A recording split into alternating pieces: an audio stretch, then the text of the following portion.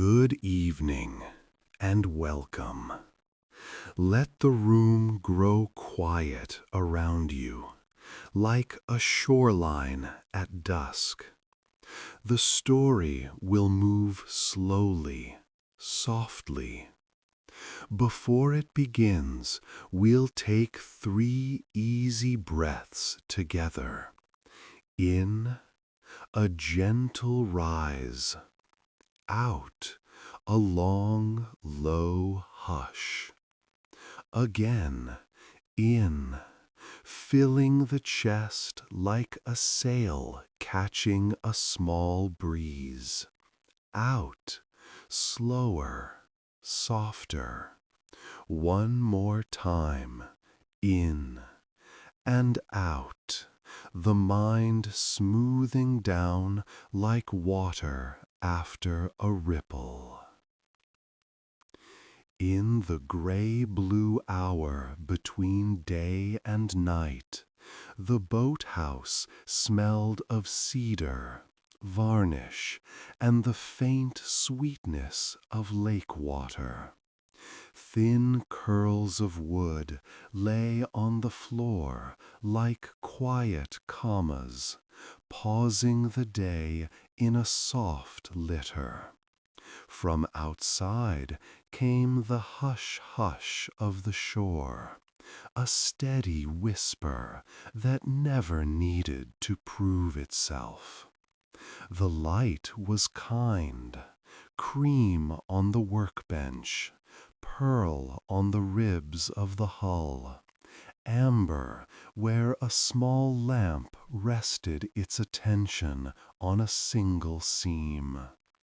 Dust drifted in the lamplight, slow as snowflakes with nowhere to be.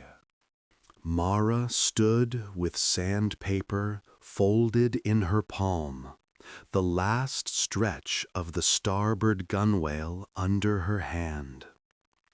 The boat was almost ready, so close she could hear it in the silence, the way a room hears footsteps before a door opens.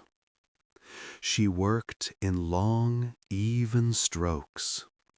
Shh, shh, shh. The sound matched the lake's breath. Her father had always said that if the wood and the water could agree on a rhythm, the rest would follow. Tonight, the rhythm was gentle. At the doorway, Thomas sat in an old wicker chair pulled from the porch, a wool blanket tucked over his knees, an enamel mug balanced on the armrest. Steam lifted and vanished, leaving a simple, friendly smell of mint.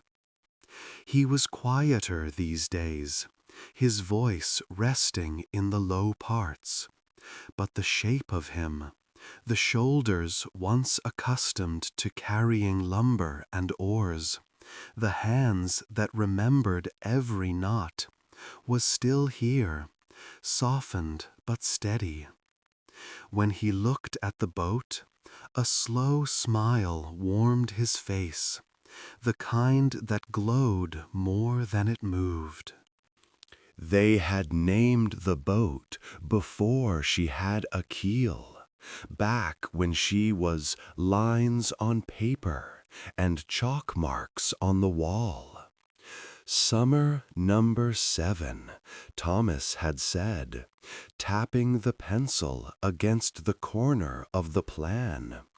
Not because it was the 7th boat he'd drawn, though he had drawn more than a few, but because they had counted the summers on this inlet together, each one a bead on a string.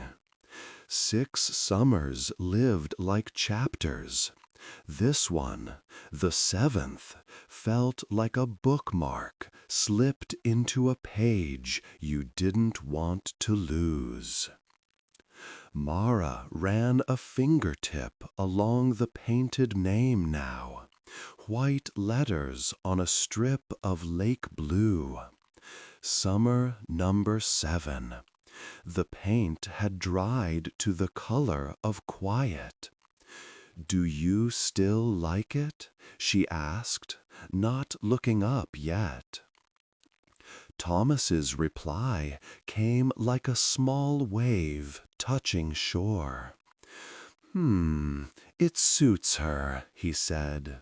"Suits the year, too." Mara brushed away the last pale dust and set the paper aside. She wiped the wood with a soft cloth, the grain waking to a soft sheen. The air held the simple pride of something made by hand. She could feel, beneath the varnish and the paint, the hours that had gone into each plank. The evenings she'd rinsed her brushes by starlight. The mornings she'd fitted a rib, while the lake still wore mist like a thin blanket. Her father had started this hull on a spring afternoon when the lilacs were fat with buds. Then the days had shifted and slowed, and the tools had waited for familiar hands. The work had crossed the room, and Mara had reached to take it, not with fanfare, but with the same rhythm as sweeping the porch or folding a sheet. Shh, shh. "Bring the lamp closer," she asked, and Thomas nodded. She lifted the lamp by its wire handle and set it on the thwart. The light dropped its small circle onto the inside of the hull, where a thin seam needed a last sip of oil. She dipped a cloth in the linseed and went over it, patient, careful, like smoothing back a cowlick on a child's head. The wood drank it with gratitude. Even the lake seemed to lean closer to listen. In the silence, there were small sounds. A cricket practicing a single note. A rope creaking where it rested over a beam. The gentle tick-tick of the cooling kettle on the bench. Thomas shifted, and the wicker murmured. "Do you remember the first skiff?" he asked, voice a little hoarse, friendly with the shadows. "You were little," he added, and then, after a pause that rolled like warm water, "Not little now." Mara smiled, the smile feeling like breath she'd been holding without noticing. "I remember the smell of the glue, and the biscuit tin with the nails that all looked the same to me." Her fingers continued their slow path. "I thought you were building a ship big enough to sail to the moon." He chuckled, a sound like a knot giving way. "I might have said so." He took a sip. "If the moon had a pier, we'd have found it." They didn't fill the room with words. The work was the talking they knew. Still, the boat had a way of inviting sentences that had been waiting, polite, at the edge. The plan was simple. Finish tonight, launch at first light, when the inlet was a mirror, and the heron wrote slow letters in the sky. They had been saving a conversation for the water, letting it ripen like peaches in a windowsill. Not avoidance, not exactly. More like respect for timing. There were thoughts that belonged to the lake, to the small hush between push-off and the first pull of oars. Mara capped the oil and set the cloth in a tin with a lid. She walked the length of the hull, touching here and there, the way one checks a sleeping dog, lightly, fondly, not to wake it. She saw the places where her father's hands had shaped, and the places where hers had learned.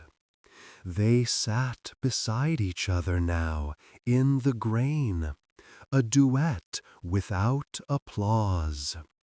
On the far wall, chalk tallied the summers, 7 light strokes, the last one drawn in a soft slant. Outside, the sky was moving toward a deep, forgiving blue. Stars took their places like old neighbors settling onto porch steps. The lake made a cool promise in the air. Mara lifted the boathouse door a few inches.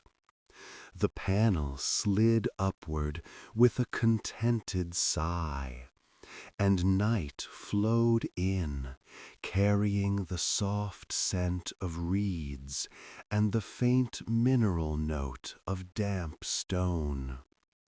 The water answered with a small, happy as if it had been waiting at the threshold.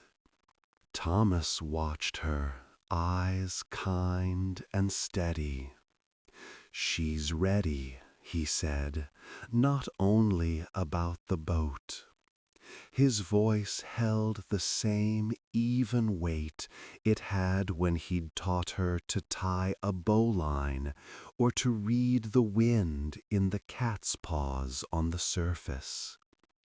"We'll go easy," he added, "no rush. The lake will still be there when we arrive." Mara nodded.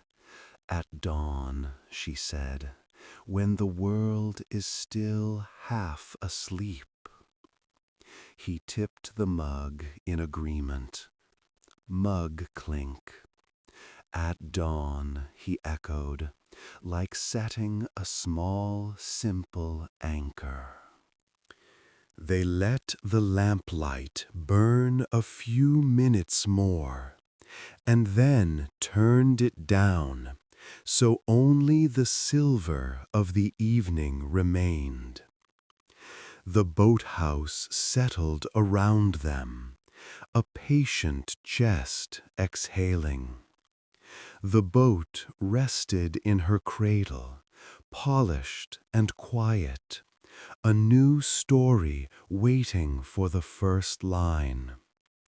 Outside, a loon called, not loud, not startling, just a low vowel sliding over water and fading, a lullaby with old bones. The sound widened the night and then folded into it again. Mara pulled the door closed until only a soft seam of blue stayed at the edges. The workbench, the chair, the chalk on the wall, the curves of summer number 7, They all kept each other company. Father and daughter stood a moment, breathing the same slow, lake-shaped breath, and knew, without saying it, that in the morning they would push the boat forward and let the water carry their talk. For now they chose rest, the lake holding the boathouse the way a hand holds a heartbeat, steady, unhurried, kind.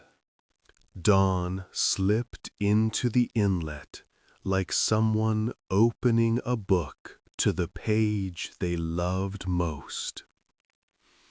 The color came first, a quiet wash of pearl and tea rose on the undersides of clouds.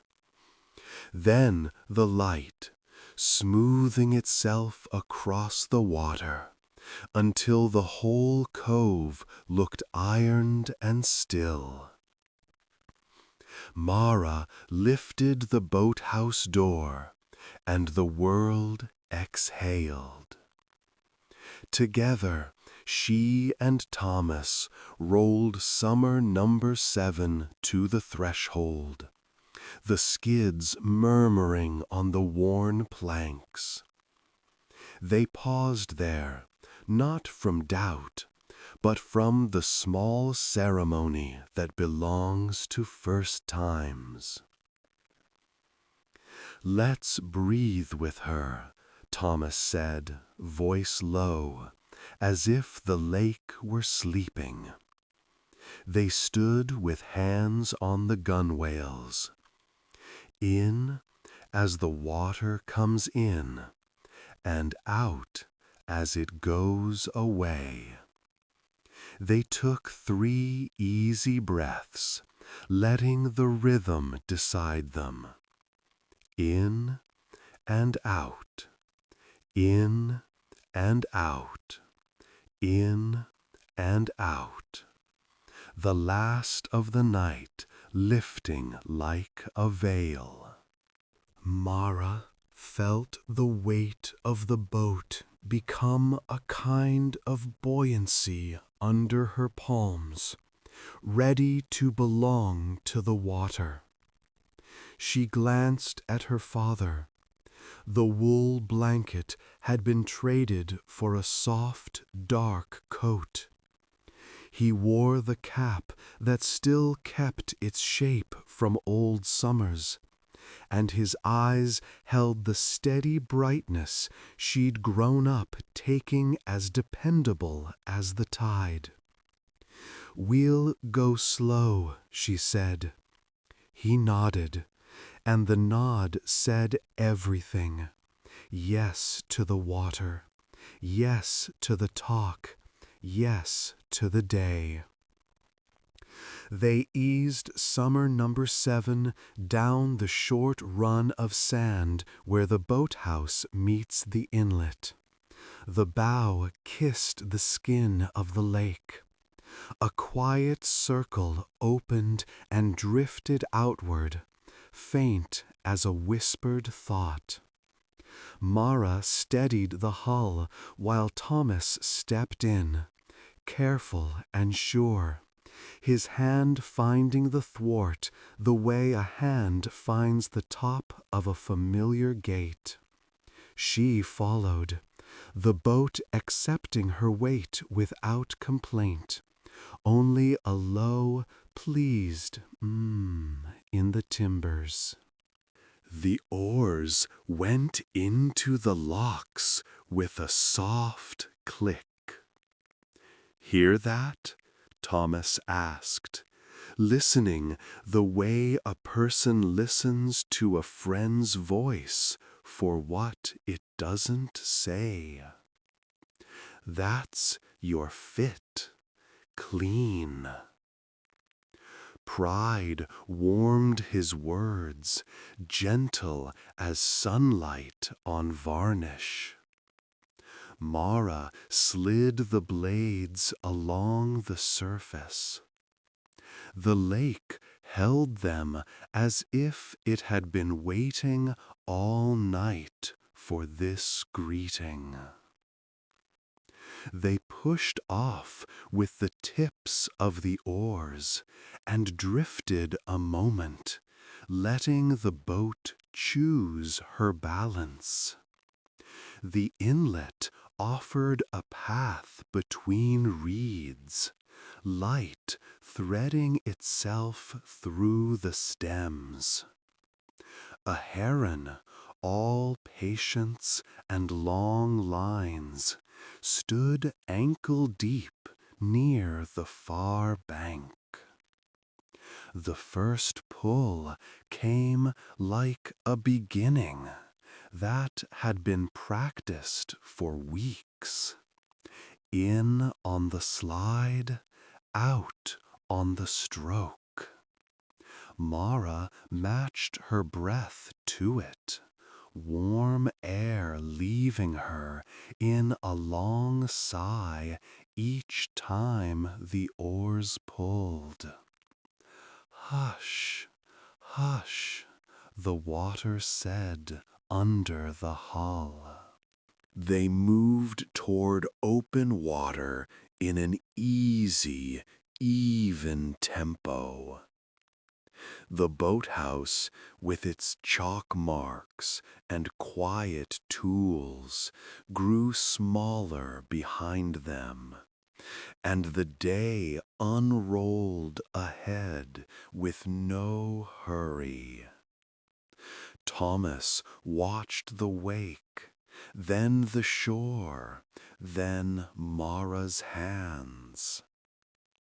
"You made the thwart a finger wider," he noted, approving, as if noticing the way a song had been improved by a new verse. "Your idea." "It stopped the rattle," she said, "and the ribs sit sweeter for it." He said, pleased. "You turned the plan into the boat. That's the whole craft." The conversation came like the light had, incremental, kind. They let it rise and rest, rise and rest. Gulls wrote pale arcs far off and did not intrude. Somewhere upstream a branch tapped stone, tock, tock, like a metronome set slow. Thomas lifted the small thermos from beneath the bow and poured a little into the lid cup. The steam smelled of mint again, touched with lemon this time, and the scent folded the new morning into all the mornings before it. He took a sip, then offered it across. Mara drank, the warmth traveling like a lantern down into her chest. "I'm sorry I left the work alone for a while," she said after a moment, letting the words rest between them like a piece of wood on sawhorses. "When the days changed for you, I didn't know how to be useful." "You were," he said, as if it were a simple fact like the shape of the shoreline. He looked at the oarlocks, then at her. "You came back to the bench. You kept the rhythm. Useful is just another word for present." He watched the horizon for a long second, the line as calm as his voice. "I was stubborn about asking. I'm sorry for that.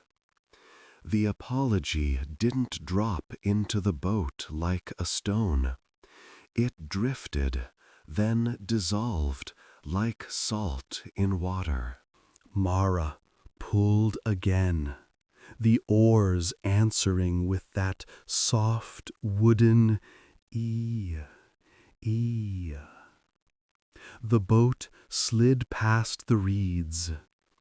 Open water welcomed them with a slight change in the sound under the hull, a deeper hush, as if the lake had lowered its voice to talk in confidence. "I was afraid," she said, because fear had taken up a corner in her mind and deserved to be invited into the light. "Afraid I'd finish her, and you wouldn't feel that it was yours." Thomas smiled, and the smile reached his shoulders, loosening them. "I feel that it's ours," he said. "I recognize my hand and yours. It's like hearing my laugh in your laugh, but knowing the joke is new." He reached forward and tapped the thwart with a knuckle. "Boats don't belong to one pair of hands. They belong to the water and the hours." They rode another stretch, letting this thought find its place. The sun lifted itself a few fingers higher, and a path of soft metal lay across the cove, leading nowhere in particular, and everywhere at once. A breeze came, and then went, polite, barely ruffling the mirror. Thomas adjusted the collar of his coat. "I kept thinking we'd talk later," he said, not pushing, not dramatizing. "About what should be kept, what can be given away. About the boathouse, the tools, about the summers after this one." Mara steadied the oars in the water, pausing the boat so it rocked once, twice, then stilled. "We can talk now," she said, "and we can talk again. No one conversation has to hold it all." "Good," he said, with relief that behaved itself, quiet and glad. "Then here's a small beginning." He reached into the pocket of his coat and brought out a wrapped parcel the size of a paperback, the brown paper tied with twine. He set it between them on the seat. "Plans," he said, and his eyes went to the horizon instead of the package. "Not for another boat, for repairs, little things, hinges to oil in November, ways to store the oars so they don't bow, a year of tiny care. It's a list I meant to write with you in March, and kept moving down the calendar page." He chuckled, that not loosening sound. "I suppose I finished it last night." Mara touched the paper, then left it there, as if not opening it yet could show respect to both the giver and the day. "We'll use it," she said. "We'll put check marks that look like birds." He nodded, satisfied. "And if there's a winter you want to be elsewhere, he added. Keep the key, but don't chain yourself to the door. The lake will remember you without counting." "Thank you," she said, her voice softer than the oar's whisper. Gratitude went through her like warmth from the thermos, steadying, unshowy, real. They drifted until the boat turned on its own axis, pointing them toward the inlet again, as if the water, too, liked circles. Mara took the oars and began the homeward strokes. In on the slide, out on the pull. Breathe in, breathe out. The talk came in small beads, memories of the first skiff, the time a summer storm had walked in on silent feet and walked out again. The old dog who used to sleep under the bench and dream with his paws twitching. The way cedar shavings cling to boots and then to the threshold like a tide line of work. Everything was gentle, everything placed carefully where it would not wake a sleeping house. By the time the boathouse widened in the mouth of the cove, the sun had found its level for the morning and stayed there, patient as a friend on a porch swing. The oars rose one last time, water falling from them in silver commas.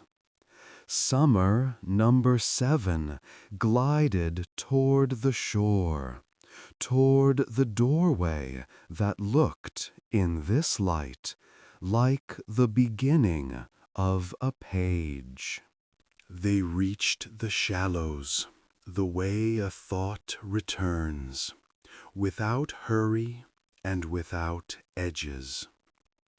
Summer number 7 floated until the keel felt sand, then settled with a soft, contented hush. Mara shipped the oars. Thomas held the gunwale, palm warm on wood he knew like old handwriting. Together, as they had begun, they finished.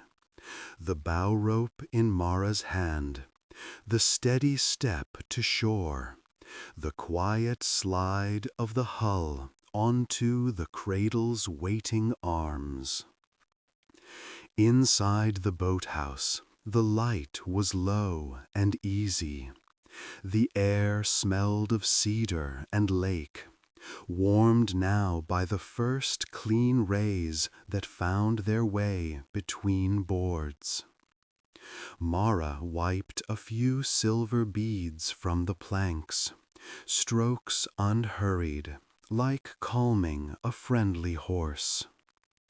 Thomas set the thermos on the bench. He touched the painted letters with the back of a finger, Summer number 7, and exhaled a small that held fullness without weight. They didn't need many words. The kind ones had already found their places. "She moves well," Thomas said, as if speaking to the boat and the morning and his daughter all at once. "She does," Mara answered, and the answer meant more than water and wood. For a while they sat on the low step by the open door, watching the breeze paint faint ripples and erase them again. A heron lifted, slow as a thought rising from rest, and glided away without sound.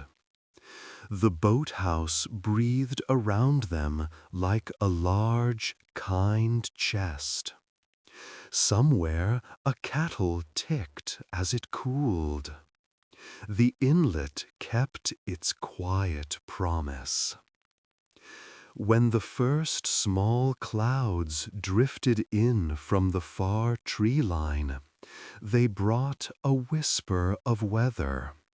Nothing abrupt, just a change like the turning of a page. The roof began to talk in tiny syllables. Tap, tap, hush, tap.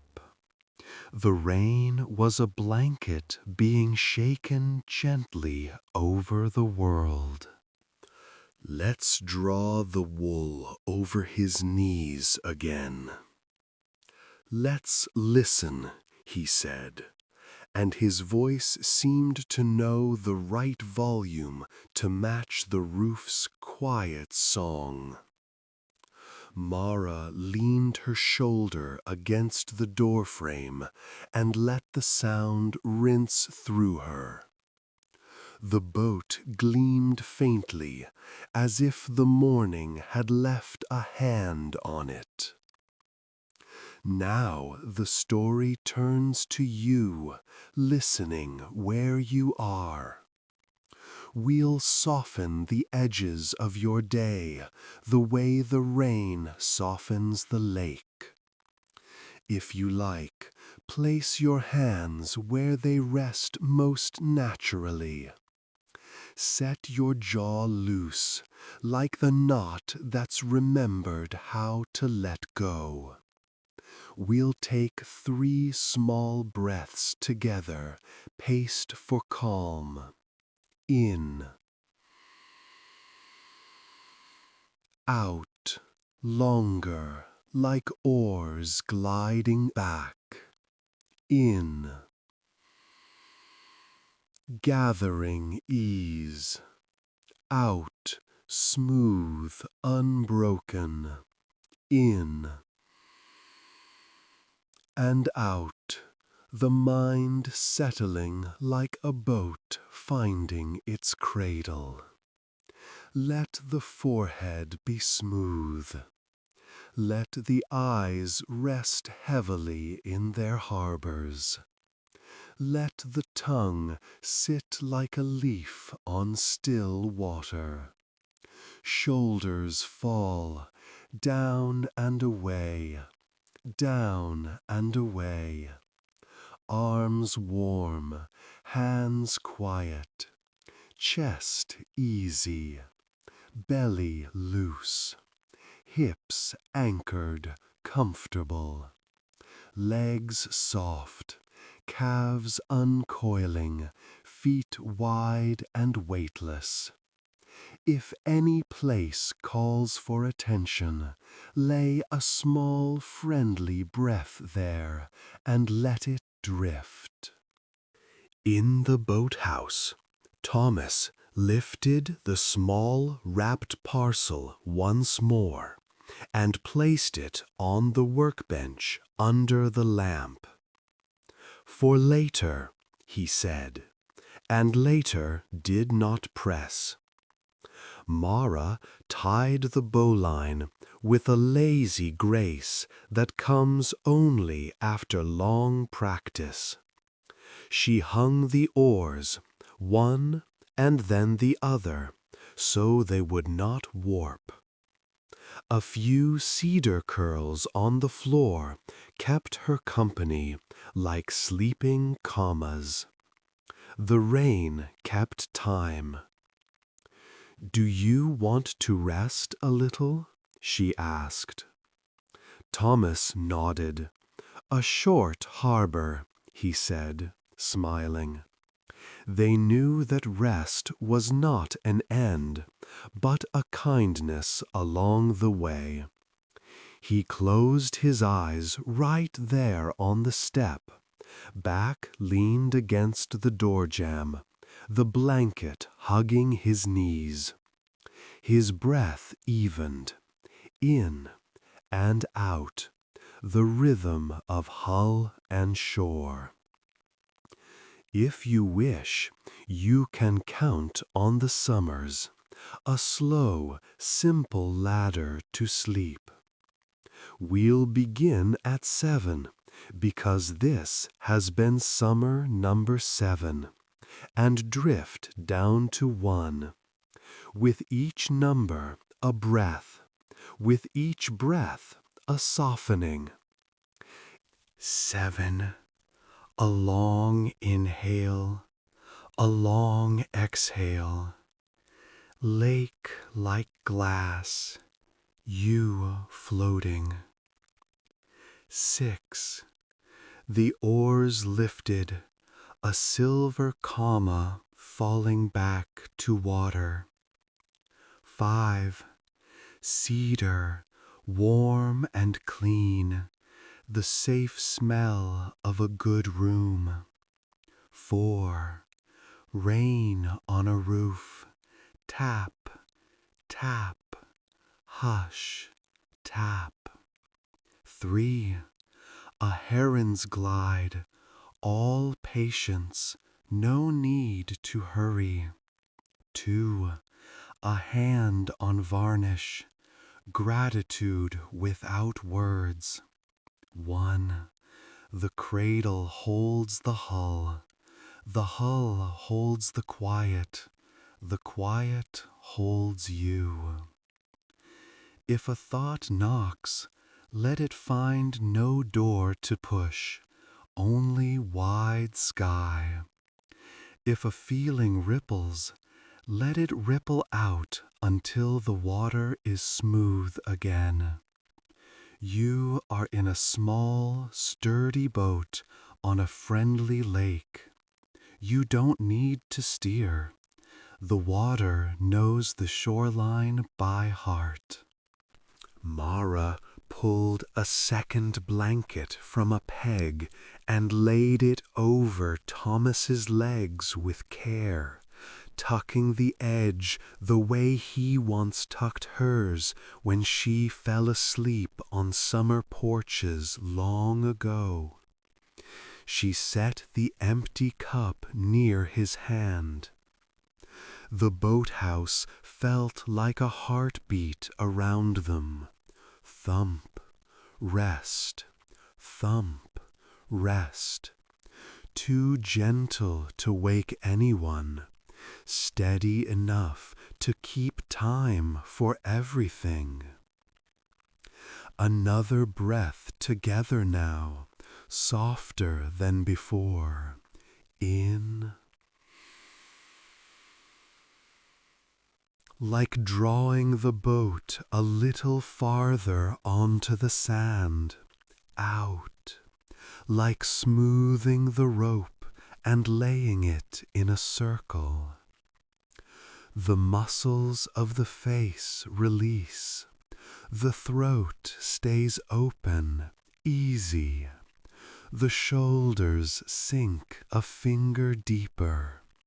Hands are heavy and kind. The belly rides the breath like a small wave. Up, down, up, down. The legs lengthen into stillness. The feet are loose at the ankles, warm at the soles. Outside, the inlet holds the rain, and the rain holds the morning, and the morning holds the two of them, and the story holds you. Every sound is a lullaby. Every image is a pillow. Summer number 7 rests, gleaming faintly. The plants on the bench wait, patient as winter apples. There is nothing to fix here, nothing to finish. All the small hinges are oiled, all the lists can sleep. If you wish, imagine the boathouse door lowering with a sigh. The light softens to pearl. The rain thins to a thread. Your breath is the lake's breath.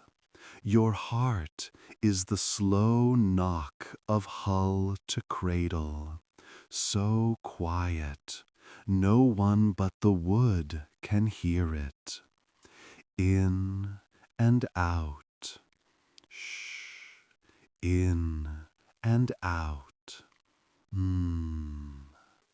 And now the shore is only a feeling of safety. The oars are only the rise and fall of your chest. The sky is only a cool, smooth darkness behind your eyes. Let the last of the wake flatten. Let the last small wave kiss the sand and be gone. Sleep comes the way the boat came home, without struggle, without splash. The lake keeps you. The night keeps you. We keep you. Good night.